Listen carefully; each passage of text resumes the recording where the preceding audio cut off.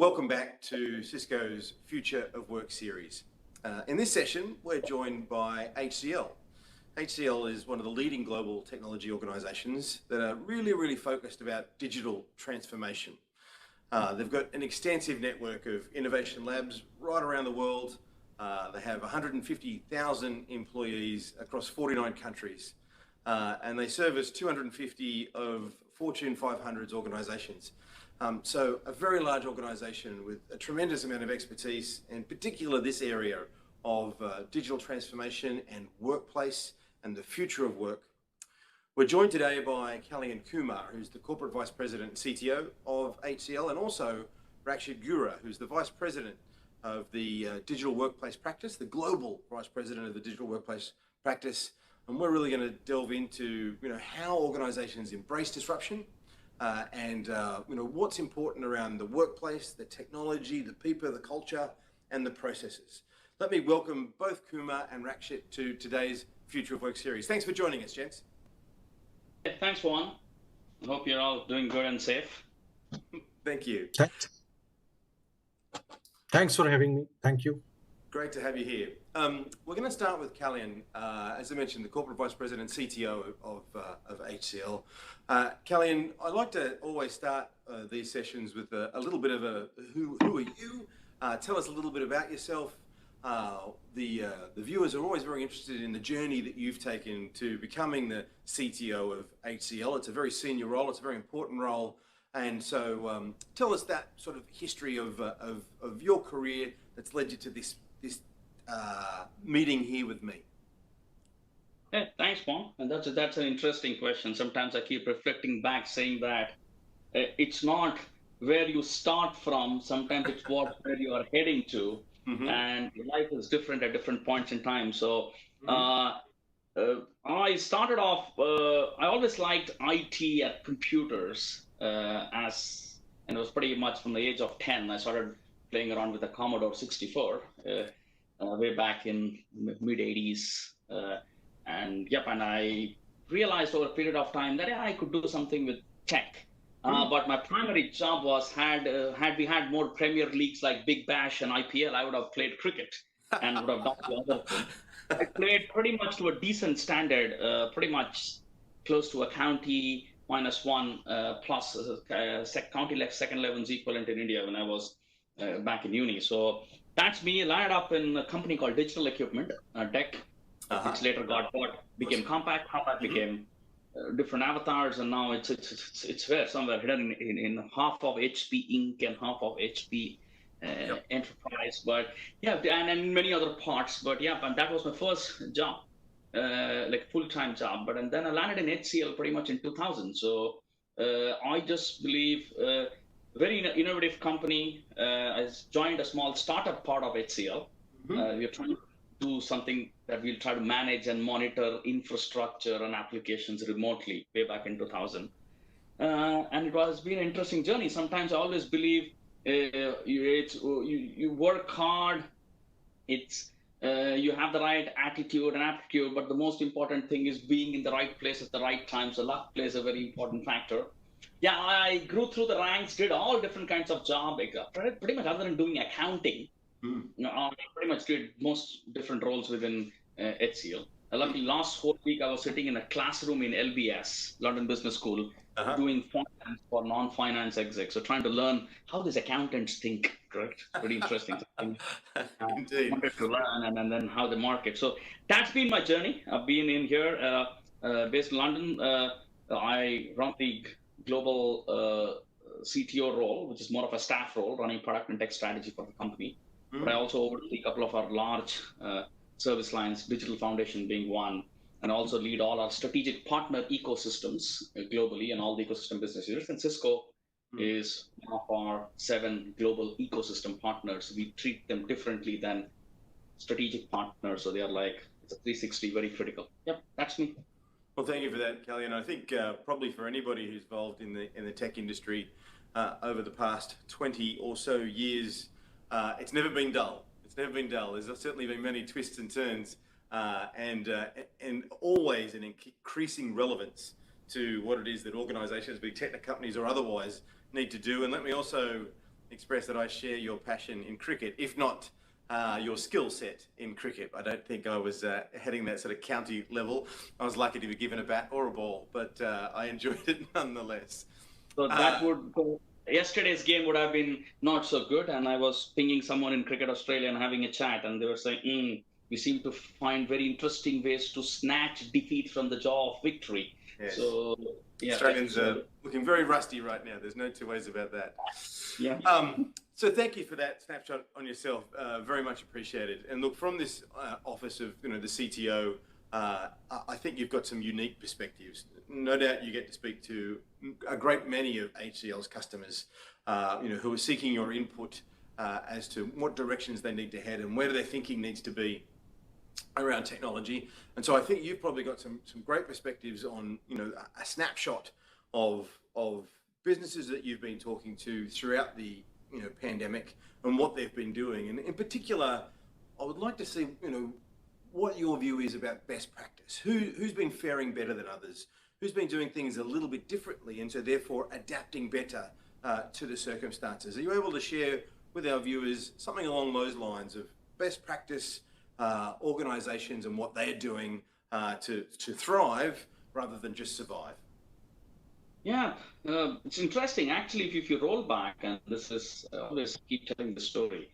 I was in Davos the last week of January, and I was listening to Yuval Noah Harari, pretty great thinker, and he's futurist, and he said 21 things in the 21st century, and pandemic is going to be one of them. And lo and behold, in the end of February, the entire world got locked down, shut down, we call it. And then and people are figuring it out, right? It is lockdown, unlockdown. So what's happening is that really you never realize that something could really come and impact three things in parallel. It's never happened since the World War, and even then it was not truly world, where we had a social, a business, and a technology effect happening all three in simultaneously and then creating a domino. So effectively, we're having this connected, hyper-connected world where we could travel from one point of the world to another point of the world in maximum, maybe the farthest land far, far away is New Zealand, but you can still reach there in about 28 hours, right? But this hindsight is that the way this whole thing spread, it became truly global. It impacted society in big way. It led to a lot of physical trauma and mental trauma, and then this whole aspect around social distancing. Now, people might think it's a consumer problem, but when you start to see that catapulting effect on business, like you talk about somewhere down the line about when you return people back to work, you no more have the same space in office, effectively. So this is going to have a very catapulting effect. From a business standpoint, I think it's the first time we saw supply chain disruption in a true sense. Yep. People realized what was supply chain disruption. Business operations heavily impacted. And it was a domino effect. If you start to look at industries one by one, so all people thought, hey, travel, transportation, retail, or non-grocery retail, hospitality, manufacturing, all of them started to get impacted. But look at the tail effect, oil and gas, even healthcare. People thought, oh, healthcare will do a lot of growth. No, actually, if you start to see, most of the capacity was being diverted for emergency services, so non-essential procedures, which even healthcare companies used to have a revenue stream, got impacted. Education, if you have children at home, you'll start to realize that, now the importance of teachers are becoming more important, saying that if you have to manage your kid 8 hours, 5 days a week at home, and then managing your work, you start to realize the whole education industry is going, and it's causing a lot of physical, mental, a lot of those other impacts to people. And I don't think the recovery is going to follow the same pattern as before. And this is my view when I talk to customers, I'm seeing them. So many companies got hit, and the first 60, 90 days, they were figuring out how to just survive or even existential threats. So that's where technology, never ever I've seen a pandemic of this size and scale, or any impact of this size and scale is being supported and recovery is enabled by technology, whether it's workplace, data center, cloud, applications being ubiquitously accessed, supply chain, commerce, connected, hyper-connected, IoT. You're starting to see that tech suddenly realize the importance of technology and importance of foundation technology. It's having core collaboration, like having chat with WebEx. WebEx, what you guys did 20x volumes in 3 months, which would have, and there is this whole set saying that, hey, COVID became the chief digital officer for many companies to transform. But the fact is, tech, importance of technology. We've got more customers calling us and telling, hey, you run our digital workplace. Thank you. These people never call. They only call if there is an issue. Correct? Like thankless business, correct? Running technology and operations is like, yeah, you keep your stuff running, and then when things break, people know who you are. Now they saw the importance of this. So I think the world is going through this whole shift. But I think what customers are figuring out is now they are now finding ways back to how do I adapt and do the right actions, right? Create and do it. So adaptability is becoming the single biggest theme. Is how do I now respond, thrive, find new ways? Every business, every customer, CIO, CDO, I talk to CEOs, they're all figuring out how do I now play in the new normal, because the normal is completely shifted. So if we have a look at those organizations that perform particularly well, probably two aspects therefore is the adaptability and the change management and the technical readiness or ability to adapt a technical readiness strategy in order to make the change that they needed to go to was really, really important. I imagine that flows on to sort of my next question that says, so if you did a wonderful introduction there on the 21 things for us to face in the 21st century, and pandemic was one of those. Perhaps therefore we should be prepared for ongoing disruption. The fact that there might be others, whether that's another wave of pandemic or something else that comes at us. What's your view there on how do organizations have a permanent DNA that enables them to better deal with disruptions? We've got one now, but assuming that there'll be others with different aspects, what makes them ready? What thinking do they need to have? What structures or policies do they need to put in place? What needs to be thought about at a technology layer so that when the next one comes, it's not such a shock and surprise and they can adapt faster? If you really see one thing which is happening, and we are still, I would say, in the phase, we've not come out of it. There is still a vaccine hope. Now there are conversations about different aspects. And you're seeing some cities going through this semi-lockdown, and then they're trying to do some different implementations. Quarantines are changing. Gatherings of big things now getting implemented in different parts of the world. So disruption is the new normal.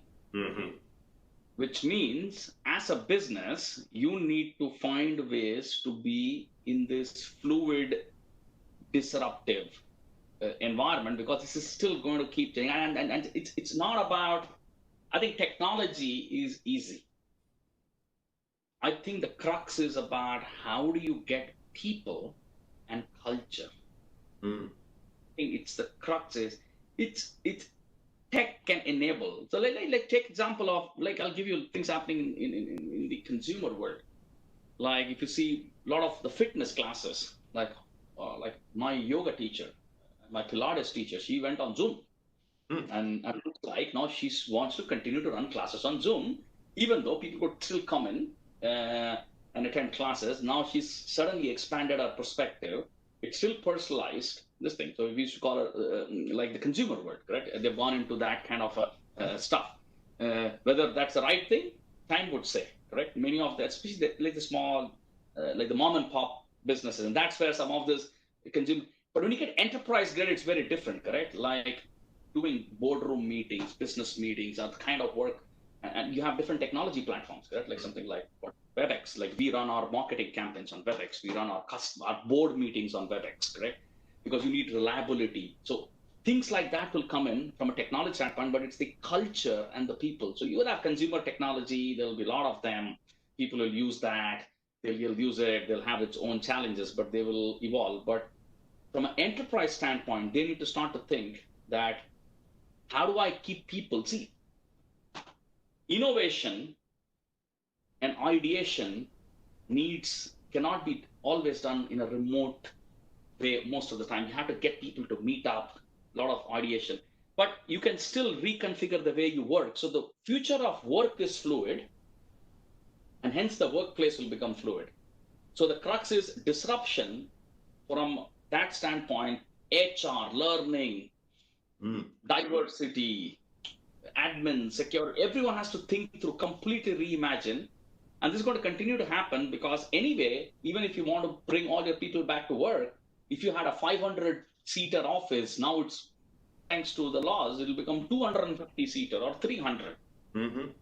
You will have to relook at social distancing, will reconfigure. Hence, you would start to see that the tailwind will continue to keep happening. So you have to start to align that. That's where I really look at this, not as a tech problem, but as a people and a culture problem. I'll give some insights on how tech can help, but we have to look through the human and the culture lens, and then re-look at how tech can enable that. And that's where I think remote collaboration or video meetings is not the solution. It's about the whole experience around that. It's about integrating the whole solution and be able to deliver output. Well, I think that, again, thank you for the segue, because it's something else that's on my mind is this sort of this technology aspect of things, but it can't operate in isolation from the individuals and the organizations and their cultures. But if we start to think about, as organizations want to move and be stronger, and I think specific to HCL, if disruption is going to be the norm, dare I say, and we need to have adaptability and we need to have technical expertise in order to bring that adaptability into future work styles, whatever they may be. I imagine organizations like HCL think very, very deeply about what they bring to the table. There's no way that organizations can be all things to all people. They can't necessarily have all of the expertise. This is an area where HCL has some deep domain knowledge. For them to be stronger, how do they bring these aspects of sort of culture and technology together to become more stronger and more resilient? So let me give you a completely different perspective on this. I really talked about these three things, correct? Social, business, and technology. You have to look. And I always give this example, correct? And I think if a lot of our audiences who will be listening to this, quite a few of them would understand cricket, and some of them might not understand cricket. I use an analogy always, and the reason for that is there are games, there are people who play games in their lives, and there is a game which teaches you life, and I think cricket has that very interesting aspect. Because I put the situation is like playing a test match, right? Coming to Headingley, losing the toss on an overcast sky, and now you have to bat, right? You came with a plan, and that's exactly what the pandemic has done. It's thrown things which you never planned. How do you? So the way you need to really start to think is, how do you bat sessions out? That's how you really play this game, correct? And you always look forward for dragging it till the day 5, and then that's how you. So I always use the example of how do you learn from this? And the way you really learn from this is you need to really look at this whole problem again, using a lens of how do I now leverage not just what I have as an enterprise, but what can I do around this thing. So again, if you really go back to the 3 steps which I really talked about, I really see 6 things which influence your strategy, which are outside your pitch. I'll talk about what you need as a playing 11 or a 12. I have this concept called a 12. You need these 12 things which cuts across, but the 6 things which sit outside is talent, the culture of learn, unlearn, and relearn. See, what's going to happen is you have to keep learning, unlearning, and relearning. This is what you bring outside the field, correct? This is a habit. Winning is a habit. Learn, unlearn is habit, correct? Then you have to start to look at, what's happening on the ecosystem? Question is, what's the ecosystem? I am a retailer. What's happening around my ecosystem? What can I leverage, tap into the ecosystem? Tech partners like us and Cisco, when HCL looks at its strategy, we have an ecosystem. We've got a GSI business, an IT digital transformation business. We've got an engineering and R&D business, and we have a software products business. And we also have to create our own ecosystems.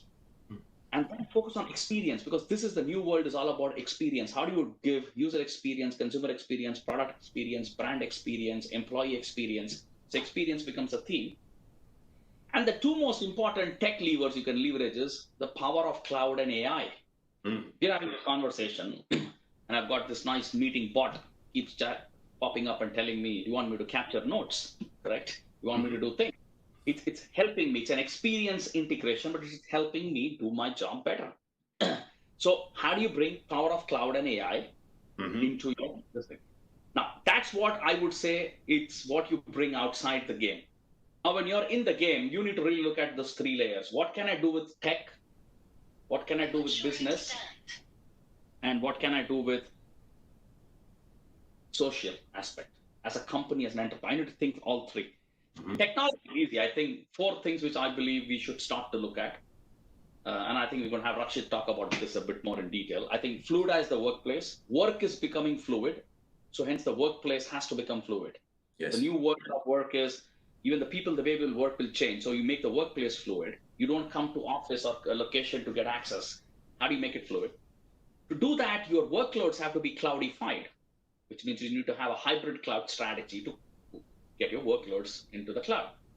Your security has to be adaptized. You have to adapt security. Now, you're going to have completely different challenges because you are worried about securing perimeter work and other stuff. Now, I would really think you need to have, like I've got a Meraki box sitting in my home office because I have made sure I run a secure SD-WAN endpoint from a Meraki box back into the corporate data center. And the reason is that now this is my workplace. So hence the business broadband strategy. People have to think more different now. SD-WAN is no more about remote offices. It's about home. Now you have to start thinking, how do I bring this? Because business experience was going to bring a lot of those aspects, correct? And then you will have, in terms of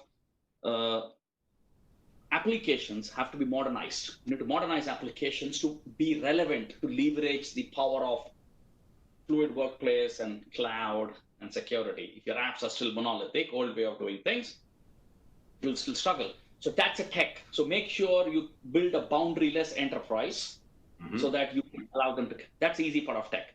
I think what's going to happen is, how is technology going to create new business possibilities in the pandemic, in the new world, right? Rewiring business. I would say a lot of companies, I think, are still what I call, they look digital, they are not be digital. There's a difference between looking digital and being digital. Yes, so most of them put on front office digital, make me look nice outside, right? People have realized now that I need to rewire my whole damn business to make digital inside too, right? I can't just have a storefront and say, okay, so e-commerce is not about it's not about portal, but it's about e-commerce engine pricing, integrating it to the supply chain, back to the back end, and make sure I'm leveraging the whole aspect. So rewiring the business. Look at IoT. How can I do curbside pickups now for retailers? How can I use sensor technology to do different aspects? How can I do remote maintenance? So you have to start making IoT real, right? It's about asset prioritization, smart connected. The third is supply chain. I talked about before, right? Reimagining supply chain. That's going to be a big, big play, correct? Country, geography, supplier, location dependency, and you'll see a lot of reconfiguration happening. Logistics, there'll be socio-political complexities around supply chain. We're seeing that already in certain technology sectors around mobile networks and other stuff, what's happening off late. This is all, so there's going to be a lot of this whole moving parts which we need to manage. And then last but not the least, I think there's a very interesting aspect around, and the reason it's not just to the content industry, but not just the media industry, but overall content is getting OTT-fied. OTT is becoming a new mechanism to deliver, produce, create, produce, deliver content. If you'll be surprised what Netflix did is it's not about Netflix. If you see the Grammy nominations, you see the number of Netflix productions which just come in. They spent 20. So it's a completely changed. Every one of the content we are producing now, it's going to become into a new OTT channel, a Cisco Live channel, an HCL channel. So everyone is creating content. So content reimagination is happening at a big way and a scale. So that's where I think the business has to rethink, how do I rewire? How do I manage supply chain? How do I IoTize? How do I leverage the OTTification connected? But the last or the most important thing in my view is how do you impact the society, the community, your employees, your suppliers, partners, ecosystem, everything which you're operating, correct? So sustainability. I think if you really see the environment around when there was lockdown, trust me, I saw things which you could have never seen before in the neighborhood, right? We had like serenity, but it really made sure that we live in a shared world, just like we live in this thing. So I think sustainability, work-life integration. I don't think the concept of balance exists anymore. You have to integrate work and life. It doesn't mean I have to work 9 to 5, and that's a very wrong mindset. That will change. People will work from home. They will drop their kids to school, pick them up. Maybe they will align their work. They'll still deliver their outcome, but you will have, and that's what when I work across cross time zone, cross geographies, I balance things around, correct? And that's how you learn. So it's very important from a people standpoint. Companies have to recognize this. Third is being healthy. Very important. I think the health factor. Things like ergonomics. When you're working from home, you might not have the same level of ergonomics. So companies have to start thinking in partnership with employees. And so how do you make sure you give them the right workplace environment, their desk, the chairs, things like that. It's important things because you lock your office down, people are expected to work from a remote environment. And how do you, so things like all of things you're doing around, how do you make them into a healthy class, maybe around 20-minute mobility workouts in between the workday, and just imagine each company can implement it. And the last point is being empathy and being human. Very, very important. So end of the day, because see, we have to tie all these things. Companies cannot think I solve the tech problem or I'll solve the business problem, use technology, but I don't care about the human problem, right? And I think so you can't. So it has to all be thought in together in a disruption environment. So companies which can adapt faster, realign themselves. And that's what, if you know to play a 5-day test match, you know you have 2 innings to play. I know what I want to do. You will always find victory, correct? And I think that's the mindset. You got to have a marathon mindset, not a sprinter mindset. So you have to think a bit more long term.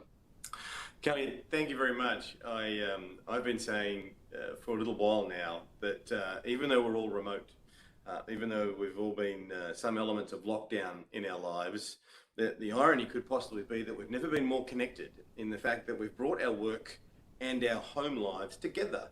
And seeing the children and seeing the dogs and experiencing somebody's home, as we did in the call previously, before we started recording, is an element of connectedness that we didn't have when we were sitting in the office. And so that aspect of the social bit, and there is no work-life balance, it is all melded together, and what that represents to us as a society is some good points. And I also very much liked learn, unlearn, and relearn. I think that there is a very, very good mantra for everybody. If they want to come out stronger and be more resilient, have those aspects in their mind. And I think from a technology perspective, that the X factor that has been provided by 2 words that you used, which was the cloudification, and sorry, 2 more words, is sort of that artificial intelligence, where those things are going to play a role. So certainly that aspect of connected individuals and our social contract with each other, always be learning what's coming, and the fact that we've got some very, very disruptive technical elements that are going to be impacting upon the previous 2 are some great themes on stronger and more resilient organisations. Colleen, I want to thank you for your time today and all of the wonderful information that you've been able to impart about your experience, well, through your career, but in particular related to the pandemic, and perhaps therefore this permanent resilience through adaptability. Some great things for you to impart. Thank you very much for your time. It's been very much appreciated.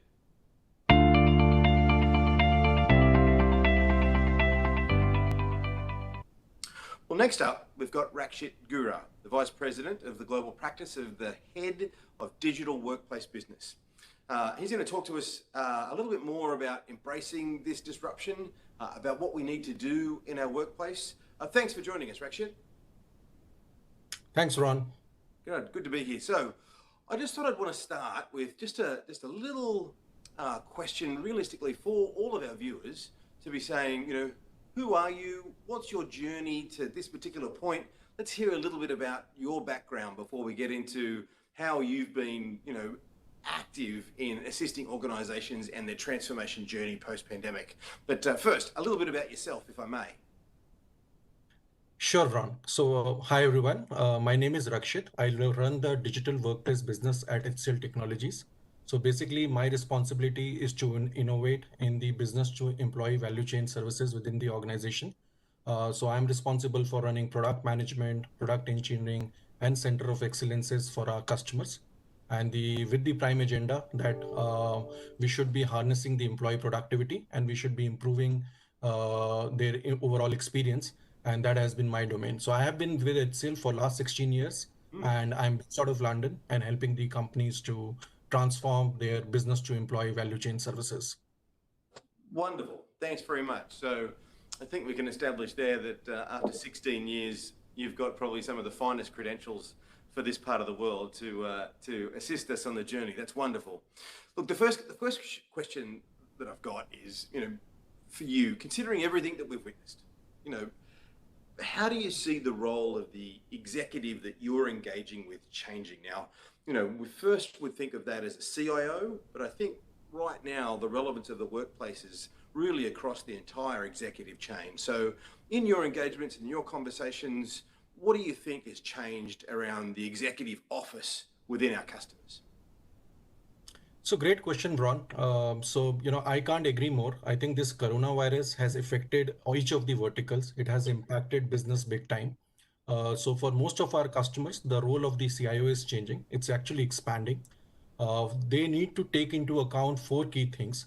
First of them is, they need to drive out costs within the organization. So because of this coronavirus, many organization supply chain has been impacted. So there is an impact on their business performance. So how do we take out costs strategically within the company is the key driver, which we have seen many of our customers doing. So how can they, have a sustained cost taking out program, evaluating each and every element of the cost, that what is the discretionary spend, what is the non-discretionary spend, and then focus on taking out those cost element. That is the one key thing which the CIOs need to drive in the short to mid-term. Then second thing is around investment into the business productivity. See, this trend around remote working, this is long-term, right? This is not a short-term trend. So you cannot compare it with the telecommuters, which was there, a few years back within every organization. This is all around employee transformation. So this is what is going to be the prime way of working for the future workforce. And obviously, if employees are going to work from home, and they being the most critical asset for any organization, so how do we improve their overall experience? How do we improve their overall productivity? That is something what CIOs need to definitely take into consideration. Then thirdly, I think they also need to figure out the new channels, right, of reaching out to the end customers. They need to work with the CDO office. They need to accelerate their overall digital transformation plan. We use this term called phygital. So they need to look into not just the traditional brick and mortar system. They should be also taking advantage of the online and digital channels, and maybe create new ways of reaching out to the end customers. Figure out how can the entire business model be more resilient. So that is the third key area for them. And last but not the least, we need to engage with the employees. Coronavirus, especially during this troubled time, a lot of new technologies are being introduced for the employees. Many of them are the first time remote worker. So how do we make them completely productive in their role?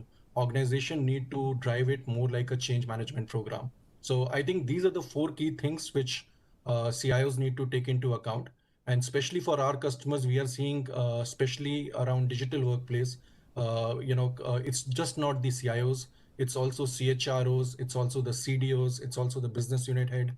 Everybody is taking huge interest into this particular initiative because this is what is the future workforce, right? I mean, this is the way they are going to work. So all of them are coming together and they are seeing that how we can drive digital transformation within their own environment.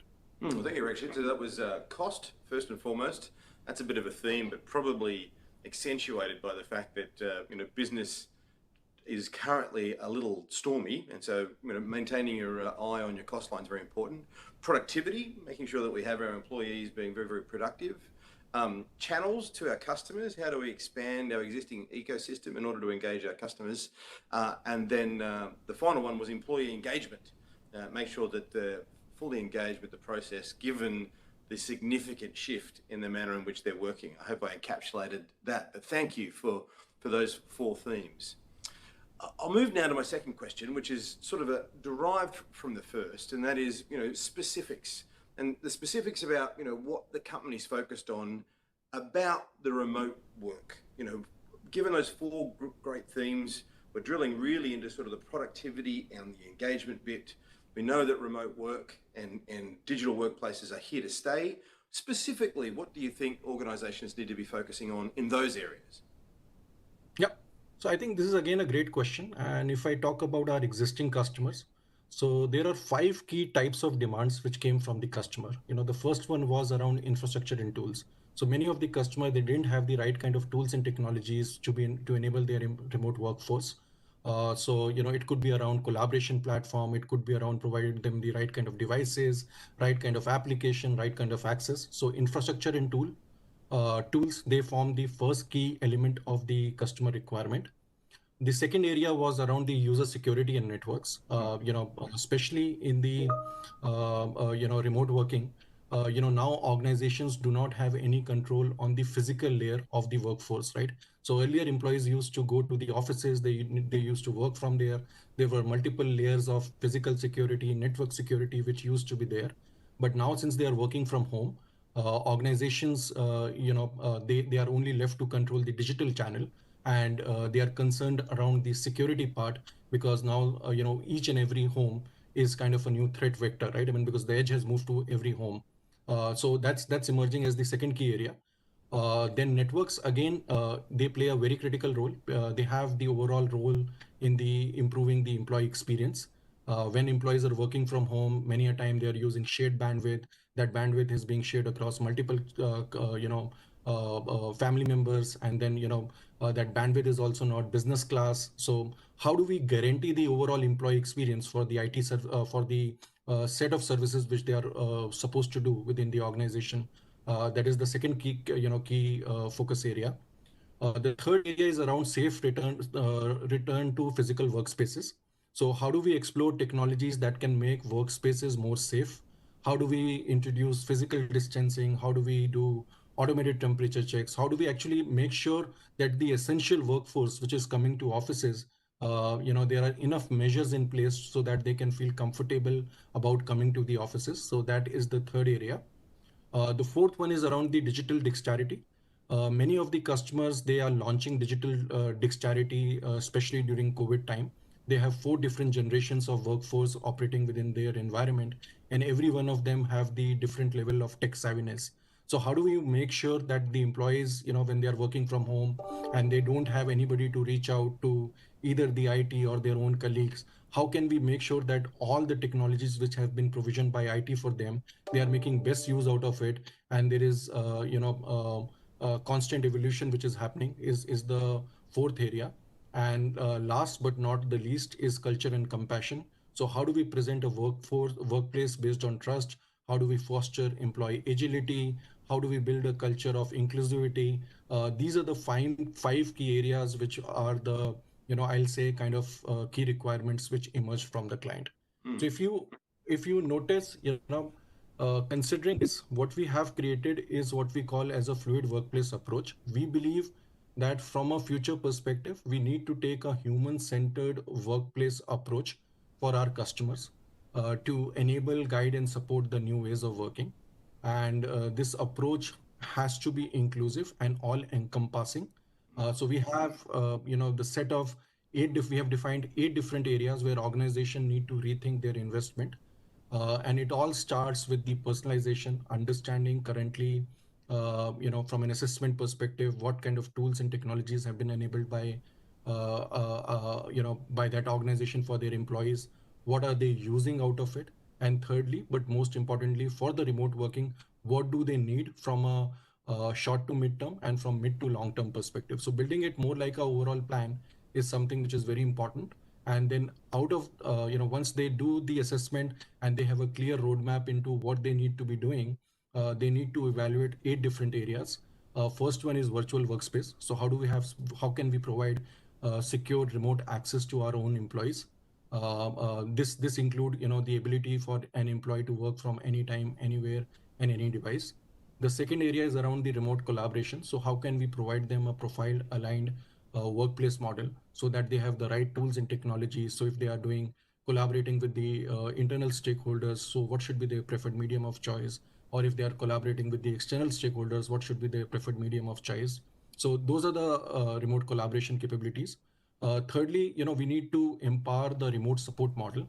So that is where we need to introduce the advanced, augmented reality and self-service tools for the enterprises, how we can use power of the cognitive intelligence, how can we study what kind of day-to-day challenges employees are facing on a day-to-day basis, and make a model through which employees can reach out to IT as well as the other colleagues within the organization in more digital manner.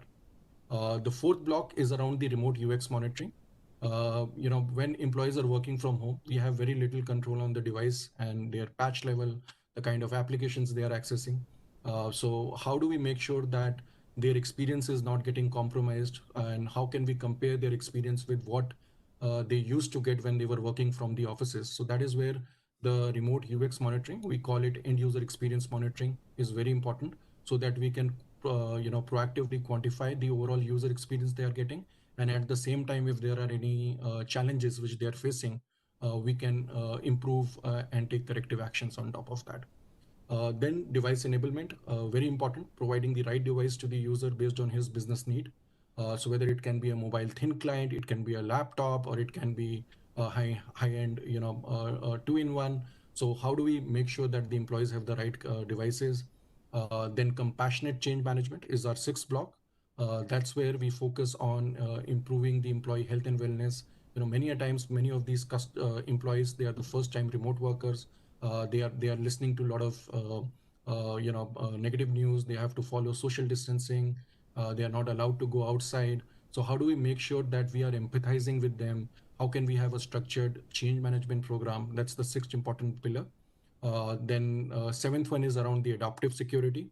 So this is where we need to move and embrace the next generation security frameworks. So this could be a zero trust model where we can use the behavior analytics of the machines and identify if there are any cybersecurity threats which are there in the real time. And lastly, we should focus on the network part. This is something which we believe is going to be a going forward standard environment which organizations will be enabling for their employees. They'll be looking solutions around business grade broadband, or they'll be also looking for solution around SD-WAN, so that when the employee is working from home, they are accessing the workplace in the secured manner. At the same time, there is no challenges around the network bandwidth. So I think these are the kind of capabilities which organizations are embracing, and all of this need to be delivered as a package to them in an intuitive, on-demand, and personalized model. Rashid, thank you so much for that detailed answer. There was so much information in that for our viewers to digest and think about, so many elements to bring this together.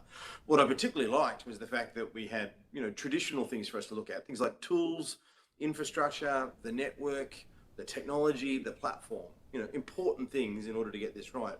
But within your framework, you've also got things like culture, compassion, the personas that the people will be to be using depending on their functions within the organization. And so you've got a real blend there of, what it is that we're going to expect and provide the employees and what we think that they'll respond to, as well as the core base infrastructure elements in order to create those environments. And you're bringing those two things together very, very well. Thank you for that very, very comprehensive answer. I think that captures a lot of it. And I think, I'm sure when you conduct your workshops with customers, each one of those elements you could almost unpack over a day.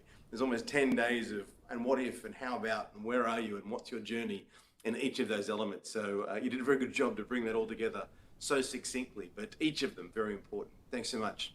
Now, we spoke then a lot about sort of the remote work aspects of it. We're starting to see the planning going on about return to work. I'm here in the office. I've got a whole process and procedure that I need to go to in order to come into the office. There's all sorts of things here that need to be handled once I'm in the office. How do enterprises ensure that as we start to progressively move our way back into physical workspaces, particularly as you refer to this essential workforce where they need to be there in order for the business to have continuity, what are we planning around that? What do they need to think about for a safe and secure return? Yeah, great question again, Bron. I think the approach which enterprises need to take, it has to be something around the cautious reopening part. So if you see the offices which employees have left will not be the same what they'll be going back in the future, right? So those offices will have a very different layout. They will be very much embracing contactless as much as possible as a platform. So these offices will get completely transformed, right? I mean, because there will be one-way entry. People need to take care of the social distancing. They need to make sure that not everybody is getting impacted. So from our experience, I think the approach which most of the organizations need to take, especially around returning to work, has to be cautious reopening. So they should be, they should, see what are the mission critical personas which need to be brought back into the offices.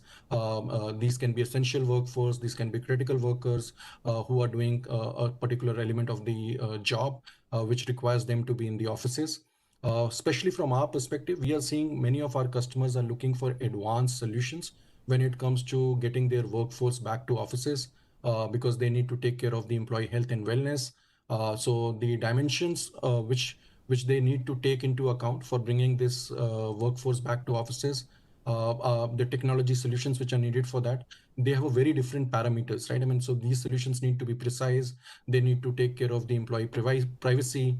They should be dependable. They should be secured. So those kind of solutions, IT need to provide to the workforce. So from our experience, I think the way we see the offices of the future, they'll have multiple layers of security. It will start with the layer one, which is around the business temperature screening. So this is where organizations will look for advanced temperature screening solutions, which are contactless, through which you can, make sure that the employee who is entering into the workplace, they do not have a fever, or they are meeting the minimal criteria which is needed for getting them into the offices. The second part is around the social distancing. I think from my experience, the governments across different countries, they are expecting businesses to put in place the social distancing solutions, so that tomorrow, if anybody get impacted, there is an ability to do a contact tracing. So this is where we need to make sure that organizations are providing the right solutions to their employees so that they can track the social distancing. They can take care of the contact tracing. So we have a couple of solutions in our catalog, which is around the wearables and which is also around the using the power of networks, how we can actually do much effective, social distancing at the same time in a secured manner. Then, in many countries, organizations are asking for the face mask detection. So how do we use advanced computer vision and we can identify, who are the employees who are not wearing the face mask, and we can accordingly either, reach out to the, HR, or we can reach out to the that particular employee, telling them that they need to enable and they need to wear the mask, is going to play a very critical role.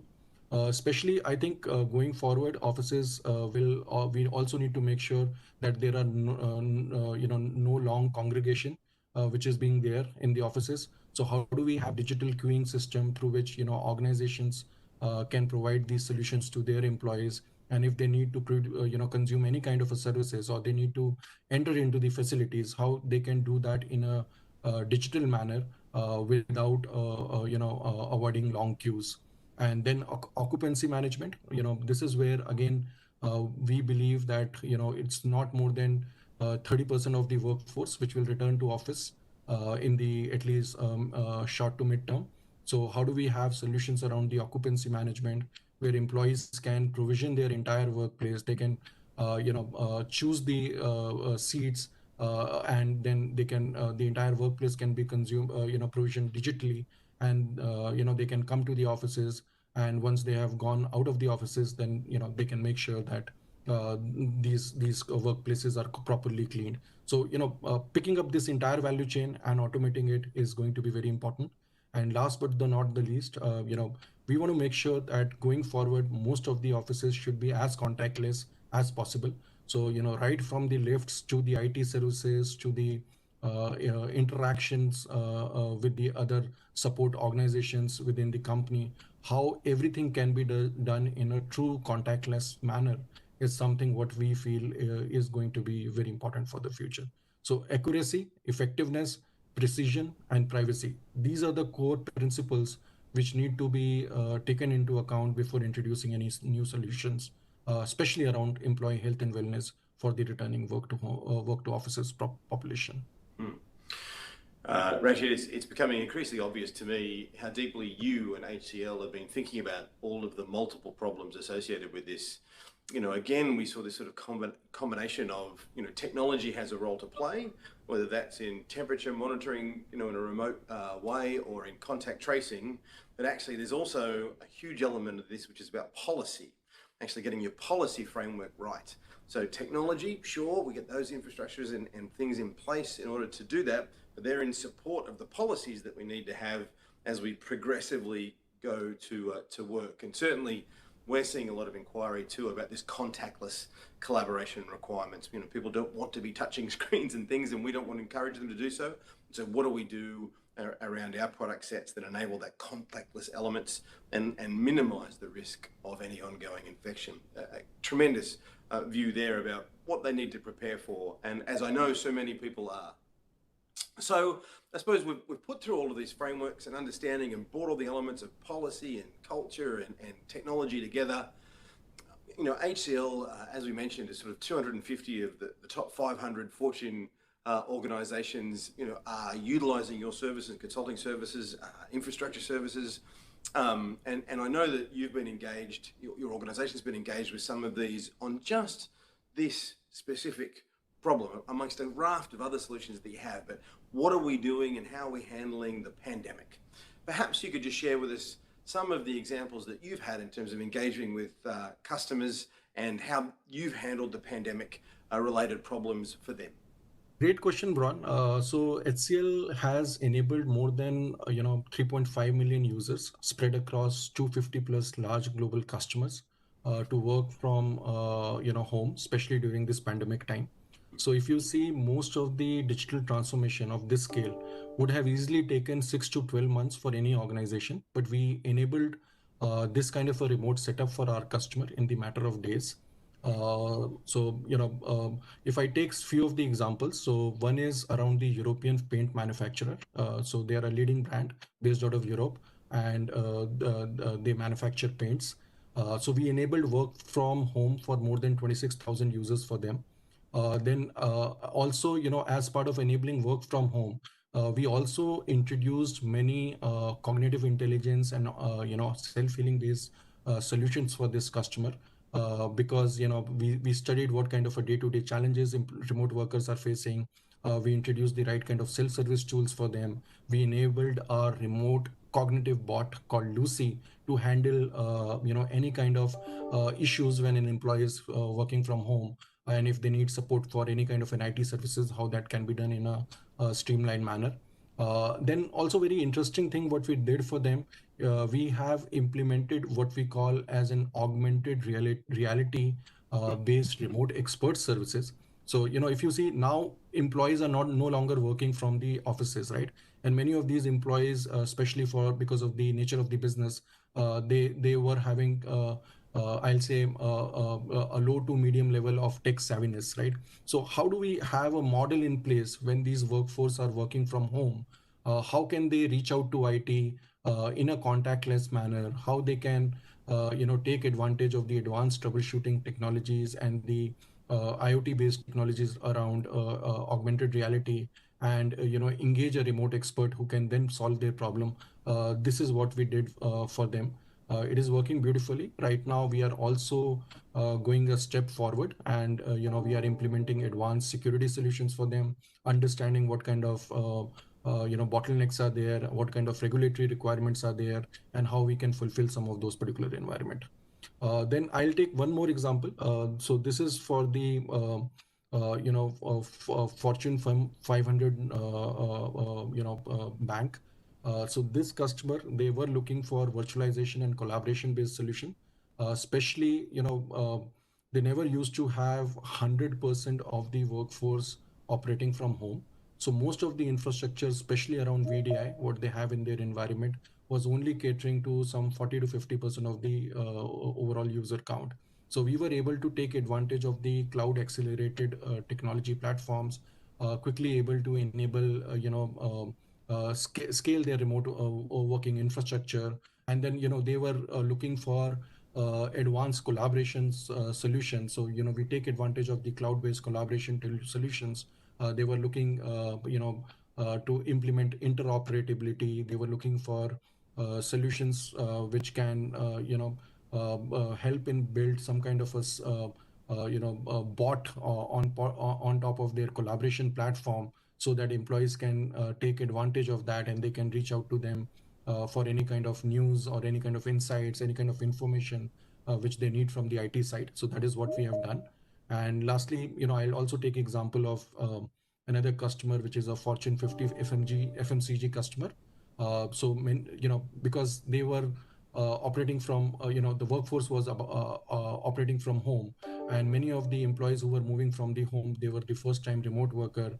They and even the working relationship was very different, right? I mean, because the organizations were looking for how do we manage the remote employees. They were understanding how do we understand manage their productivity, how do we even measure their productivity. So we did a complete productivity consulting exercise for this particular customer. I help them understand how should we communicating change to the workforce. So implemented a complete change management program for them. And then we are also doing services around doing their productivity benchmarking. So how do we measure the productivity? How do we make sure that the employees, when they are working from home, they are doing it in the most streamlined manner? So these are some of the examples of the customer. But in all, I think this is a journey. This is constantly evolving.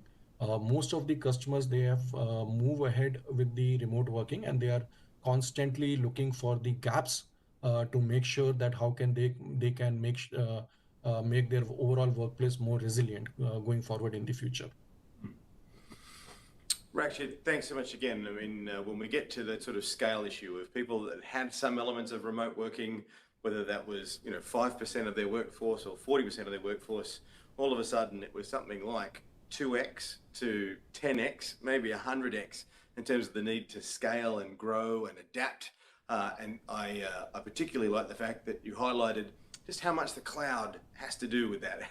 How without that particular capability, there would have been significantly greater problems if we were looking to try and build these services, within our own data centers, in our own organizations, rather than you facilitating. How do they tap into the cloud infrastructure that was around the world, and then add the necessary policy and process over the top of that, and then utilize that technology with expertise and bespoke development in order to tailor it to the function or all the businesses. And there were pretty diverse businesses there, from paint manufacturing to banking. And so I'm sure that the teams that were consulting and contributing had some very, very different problems to solve. Rakshit, thank you so much for your time today. We really do appreciate you sharing HCL's insights and your personal engagement in some of the largest customers around Europe on their workplace journey, both, how do we get to here, and then what do we expect to have happen from this point onwards. It's been very, very enjoyable. Thanks again.